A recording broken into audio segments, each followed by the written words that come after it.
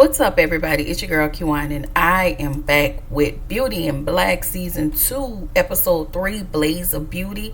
Before I start, make sure you like, comment, subscribe to the channel, click the notification bell button so you can be updated on every video I drop.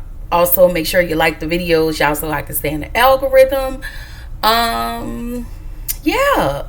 Welcome to all the new subscribers. I always say I hope y'all like my content. And thank you to everybody who is still here. So let's go ahead and get this one on the road. Y'all, so the episode starts with Angel. He actually looked like he's unalive, but let's just keep on going. Horace called Jules to ask if he stopped the unaliving of Angel. Angel tells him, I'm sorry, y'all. Jules tells him that it was too late, and at this point, Horace is pissed. He going in on Jules. So then Jules goes over to visit Mallory, and she has questions because she found out from Felicia what Jules was doing, with laundering and having people work for him. So she also asks, out of all of that, I found out basically what was going on, and I still need to protect Felicia because she feel like Felicia is some sort of a asset to her for now, I guess, until she crosses Mallory. Mallory is asking for answers, like she want full disclosure of what Jules have going on because she feel like she can get in front of the story, and Jules just basically tell her, listen, the less you know, the better. And I want to say that I think the Bellorys understand how Jews hold all of their secrets and skeletons, and I wonder if Jules will one day turn on them, using all the information that he have, but they have information on each other. Anyway, especially Norman and Horace, they're smart enough to, if Jules ever decide he wanted to go against the Bellorys, I feel like those two have gotten so much on Jules that, but that's just my thought. That's just a thought that I have. I could be reaching, but that's just a thought. So Norman visits Horace in the hospital, and they exchange pleasantries. Horace like, what you doing here? Norman said, I came to see how you were doing. Horace was like, nigga, get out. Like... Listen, I don't know if there are siblings out there like that, but yeah, that's not okay. So Norman tells Horace that, I hate to see you like this. He tell him, how their dad favored Horace over him. Norman asks, why do we keep fighting? Why are we doing this? So Horace asked him, so you don't know why we keep fighting? Norman was like, no, we're brothers. So Horace put it out on the table. He tell him, like, you think I didn't know about you and Olivia? And Norman was like, that was a long time ago. So Horace was like, well, what about you trying to take the company from me, or holding all of these things over his head? Not only that, guilt tripping him because of how his dad raised them. And Horace acknowledged that his daddy was mean as fuck. And he tells Norman, listen, I hate you. And he's like, no brother, you're no brother to me because you're evil.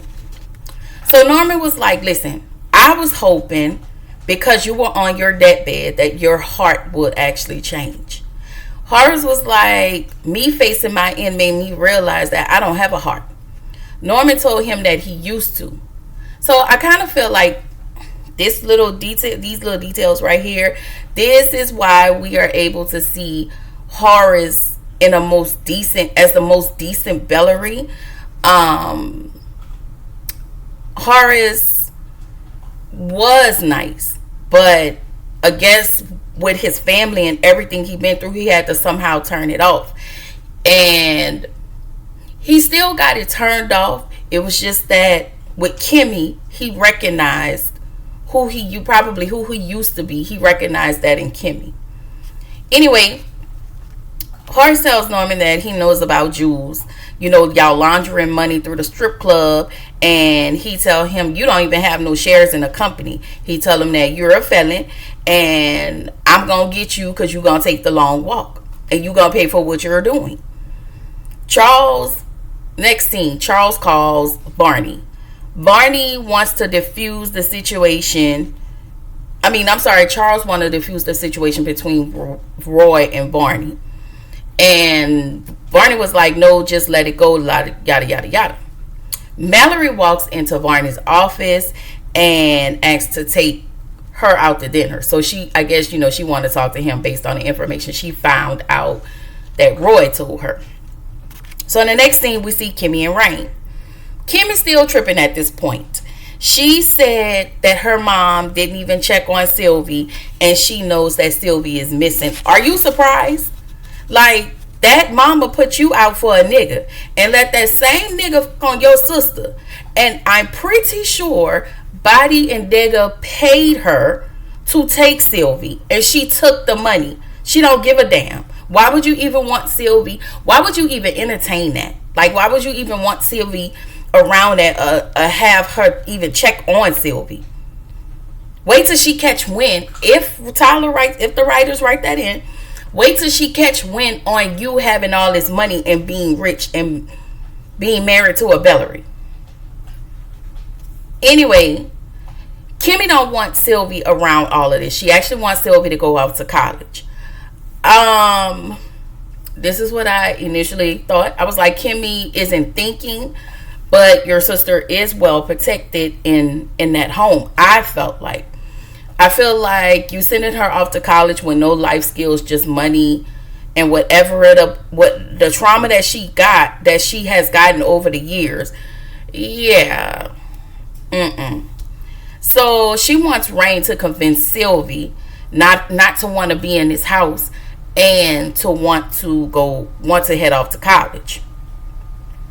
So Rain wants to give Kimmy the $500,000 back because ultimately Rain wants to run a strip club. Kimmy tells her to leave that strip club alone, and Rain still, she wants to run a strip club, and not only that, she's actually trying to go to the club. And at this moment, Kimmy advised her not to go. Again, that's that survival mode.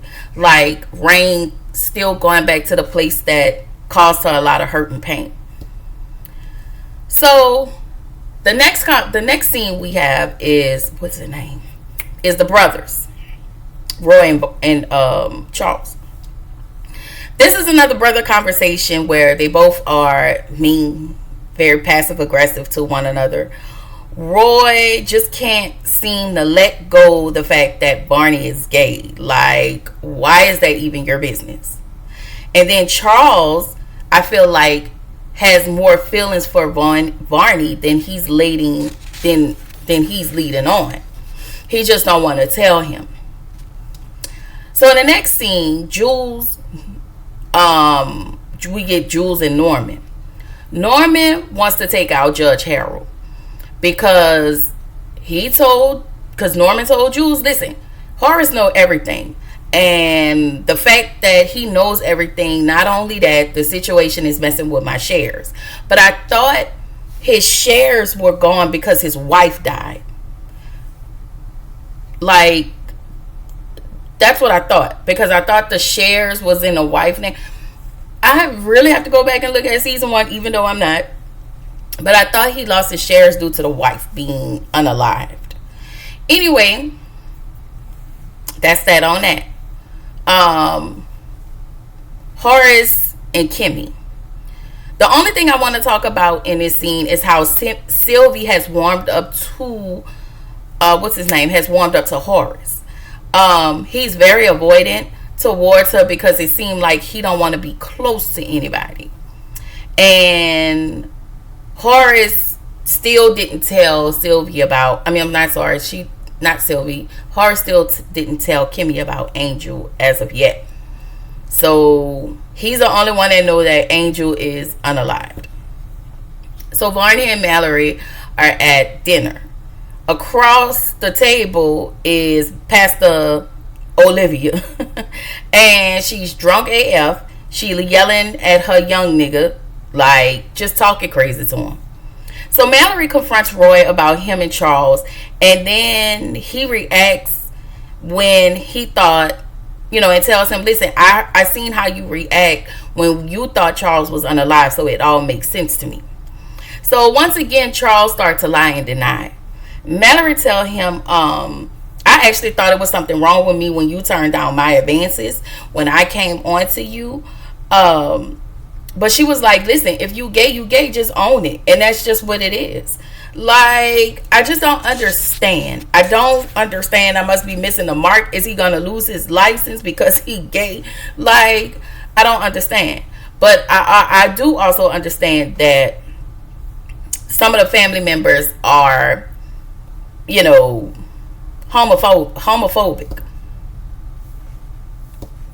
Anyway, Barney tells Mallory how Roy is blackmailing him. She tells him the only way to get a devil off of you is to be the bigger devil. You've been around this family way too long, and you should know that by now. So I want to know what Barney's going to do as it relates to Roy. Norman visits Judge Harold and asks, have that conversation with him. He want to know basically if anything can be traced back to him. And Harold sitting there shaking like booty me, talking about no, nothing's going to be traced back. And for me, I feel like something is out there that if anything happened to Judge Harold, he has done something to notify somebody who done it, what they did, and how they did it. I know Harold did not, even though they can find a lot of things. I just think that Harold has somehow protected himself if anything shall happen to him.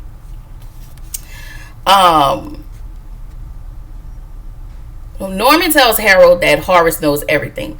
But Harold already know that because he already had a conversation with Horace. So he's not surprised why Norman is at his house. He's probably deathly afraid that Norman is about to do something to him and his life is almost over.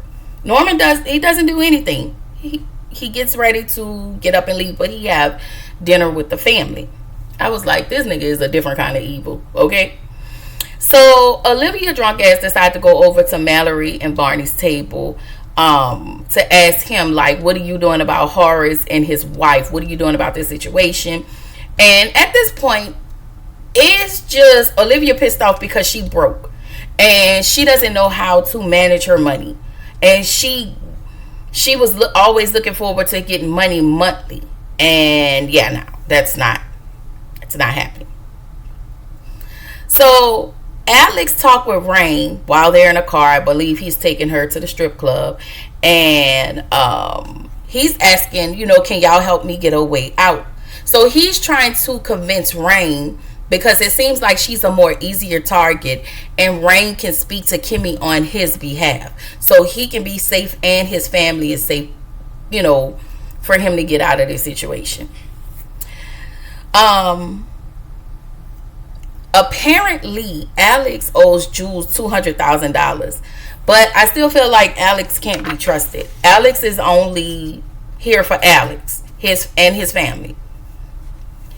Anyway, Traction called Alex on the phone, and he, in order to lower Rain's defenses and actually allow her to trust him, he put it on speakerphone.